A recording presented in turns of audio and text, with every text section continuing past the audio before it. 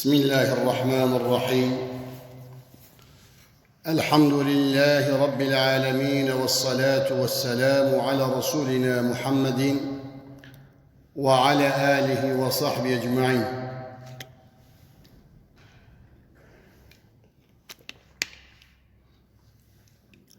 Alemlerin Rabbi olan Allahu Teala'ya sonsuz hamd ve sena olsun. Alemlere rahmet olarak gönderilen Hazreti Muhammed Mustafa'ya salat ve selam olsun. Cumamız mübarek olsun. Muhterem Müslümanlar, Cenab-ı Hakk'ın bizlere bahşettiği en büyük nimet imandır. Bizler iman ile her türlü zorluk ve sıkıntılar karşısında dayanıklı oluruz. Dünya huzurunu, ahiret cennetini iman ile elde edeceğimiz biliriz. İmandır, bize samimi bir Müslüman olmamızı noktasında gayret veren, mücadele azmimizi artıran imandır. Bize sabrı, metaneti öğreten imandır, bize umut aşılayan yine imandır. Aziz müminler, kişinin ümit var olması, Allah'a inanması ve samimiyeti ile ilgilidir. Peygamber Efendimiz sallallahu aleyhi ve sellem kutsi bir hadiste şöyle buyurmuştur. Yekulullahu azze ve celle ana inde zanni abdi. Allah Celle Celaluhu şöyle buyurdu. Ben kulumun zannı üzerineyim. Bu hadis şayet kul Rabbini rahmet, cömertlik ve af sahibi olarak düşünürse ki düşünmeliyiz. Allah'ın onun bu zannına göre muamele edeceğini bizlere öğretmektedir. Kıymetli kardeşlerim, umut gerçekleşmesi için fiili ve kavli duada bulunmamız gereken hayırlı ve güzel geleceğe dair beslediğimiz özlemdir. Umut Rabbimizin fıtratımıza koymuş olduğu manevi bir güçtür. Umut varoluşumuzun gereğidir. İnsan umutla yaşar, insan umutla hayatını iyiye ve güzele sevk eder. Karamsarlıktan mutlaka kurtulur. Allah'tan hiçbir zaman umudu kesmemiz lazım. Kötülüklerden umutla korunur. Allahu Teala Kur'an-ı Kerim'de Yakup Aleyhisselam'ın evlatlarının kendisine geri geleceğine dair umudunu şöyle anlatmaktadır. Ya bunayya zhebu fetahassasu min Yusuf ve ahihi ve la teyasu min ruhillah. Ey oğullarım, gidin de Yusuf'u, kardeşini iyice araştırın. Allah'ın rahmetinden ümit kesmeyin. Müslüman asla ümitsiz olmayacak, Allah'tan ümit kesmeyecektir. Kıymetli kardeşlerim, Allah'tan beklediğimiz şeylere yönelik umut içerisinde olmamıza rica denir. Mümin reca denilen bir umut ile uhrevi kazanımları elde etmek için dünyada iyiye ve doğruya yönelir. Cenab-ı Mevla'nın rızasına muvaffak, iyi ameller, amel-i salih, güzel işler yapar. Muvaffak bir ömür sürmenin gayretinde olur.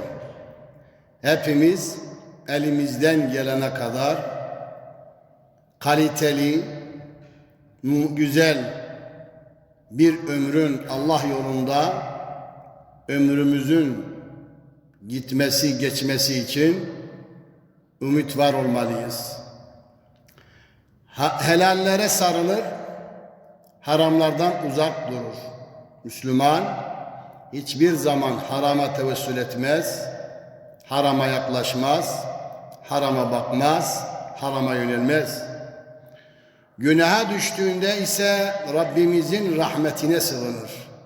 tövbe eder, istiğfar eder, nedamet eder, Allah'a döner ve Allah'a pişmanlığını arz eder. Yüce Rabbimiz bu hususu da kullarına şöyle seslenir Kur'an-ı Kerim'de: قُلْ يَا عِبَادِيَ الَّذ۪ينَ أَسْرَفُوا عَلَى أَنْفُسِهِمْ لَا تَقْنَطُوا مِنْ رَحْمَةِ اللّٰهِ اِنَّ اللّٰهَ يَغْفِرُ الذُّنُوبَ جَمِيعًا اِنَّهُ هُوَ الْغَفُورُ الرَّحِيمُ. Kıymetli Müslümanlar, Yüce Mevlamız Kur'an-ı Kerim'de Habibine hitaben ey Muhammed sallallahu aleyhi ve sellem de ki, Allah şöyle buyuruyor: ey kendi aleyhlerine olarak günahta haddi aşan kullarım, Allah'ın rahmetinden ümit kesmeyin. İnsan hata yapar mı? Hata yapar. Önemli olan hatasını anlaması ve düştüğü hatadan hemen el etek çekip Yüce Allah'ın engin rahmetine dönmesidir. Yüce Mevlamız devam ediyor. Allah dilerse bütün günahları bağışlar. Doğrusu o çok bağışlayıcı, çok merhametlidir. Rabbimizin çok bağışlayıcı ve çok merhametli olması Allah'ın bir rahmetinin tezahürüdür. Umut insanı ataletten kurtarır, ataletten kurtarır. Gerekli çabayı gösterip sonrasından umut besleyen bir çiftçi gibi toprağa tohum atar. Yani Müslüman tembel değildir, dua eder, kavli ve fiili, sebeplere ve daha sonra Yüce Allah'a tevekkül eder. Düşünelim, bir çiftçi gibi toprağa tohum atar, sulamasını yapar, Rezzak olan Rabbinin rahmetine sığınır, mahsul etmenin gayretinde olur. Cenab-ı Hak bizlere çalışmayı emreder. Müslüman, ehli iman çalışması lazım. Müslüman tembellikten kaçması lazım. Çünkü Yüce Mevlamız Kur'an-ı Kerim'de Nestaizu billah ve en leyse lil insani illa ma sa'a. İnsan için ancak çalıştığı vardır. Onun için Müslüman çalışacak, çabalayacak ve gereken gayreti gösterecektir. Ve en leyse lil insani illa ma sa'a. İnsan için ancak çalıştığı vardır. Değerli müminler, biz müminler hay ve kayyum olan, her şeyi ilmi ve kudretiyle yaratan, yaşatan, idare eden, rızıklandıran, kainatın Halıkı ve Maliki olan Allah'a iman ediyoruz. Elhamdülillah, bu konuda tereddütümüz yok. Ve diyoruz ki La ilahe illallah vahdehu la şerike leh. Allah'tan başka ilah yok. Onun ortağı ve şeriki yoktur. Lehul mülku ve lehul hamd. Kainat Allah'ın mülküdür. Hamd Allah'a mahsustur. Yuhyi ve yumit. Öldüren, dirilten O'dur.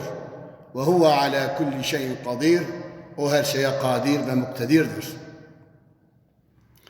Kainatın Haliki ve Maliki olan Allah'a iman ediyoruz. Allah'ın hakimi mutlak olduğuna inanıyoruz.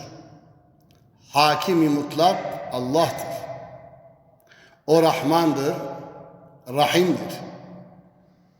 Fatiha suresinde tesmiye yaptığımız Bismillahirrahmanirrahim ve Elhamdülillahi Rabbil Alemin yine Er-Rahmanir-Rahim. Allah'ın iki sıfatı peş peşe gelmektedir. O Rahmandır, Rahim'dir, affedicidir. Kullarının velisi, hamisi ve yardımcısıdır. Allah Celle Celaluhu bizleri affedecek, bizim velimizdir, bizim hamimizdir ve bizim yardımcımızdır. Yüce Allah bir kutsi hadiste Peygamber Efendimizin sallallahu aleyhi ve sellem nakliyle sabakat rahmeti gadabi, rahmetim gazabımı geçmiştir. Evet, inanıyoruz, iman ettik ki Rabbimizin rahmeti gazabını geçmiştir. Allah rahmetiyle muamele etsin bizlere ve ümmeti Muhammed'e ve ehli imana.